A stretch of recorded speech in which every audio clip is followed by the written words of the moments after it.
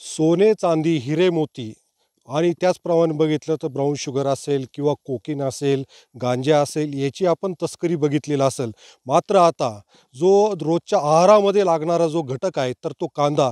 कांद्याची सुद्धा आता तस्करी जी आहे, तर ती बांगलादेश, नेपाळ आणि श्रीलंका ह्या देशांमध्ये केली जात आहेत.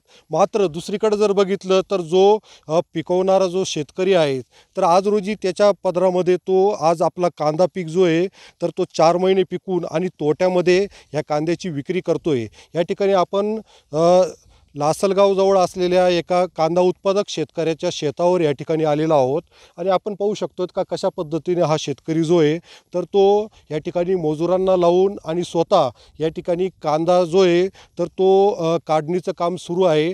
आणि आज जर बाजार समित्यांमध्ये जर जाऊन बघितलं तर लासलगाव ही सर्वात मोठी आशिया खंडातील कांद्याची बाजारपेठ आहेत. आणि ह्या बाजारपेठेमध्ये आज रोजी जर बघितलं तर कांद्याला जास्तीत जास्त 12 रुपये, सरासरी 9 ते 10 रुपये आणि कमीत कमी म्हणजे 4 रुपये असा कांद्याला दर मिळतो आहे. मात्र हाच कांदा जो आहे, तर तो व्यापारी जे आहे, तर ते डाळिंबाच्या किंवा द्राक्षांच्या बॉक्समधून हे बांगलादेश, नेपाळ आणि श्रीलंका ह्या देशांमध्ये तस्करी करत आहे. आणि ह्याच कांद्याच्या पाठीमागं ते 100 ते 125 रुपये किलो दराने तो कांदा विकतो आहे. त्याच्यामुळे कांदा उत्पादक शेतकऱ्यांची एकच मागणी आहे की कांद्याची निर्यात बंदी उठवा, जेणेकरून थेट आम्हाला 2 रुपये बाजारभाव मिळेल आणि ही कांद्याची तस्करी थांबेल.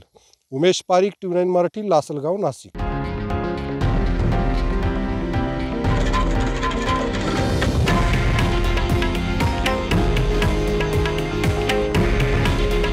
हे आहे देशातील नंबर 1 न्यूज नेटवर्क आणि आपण पाहत आहात TV9 मराठी.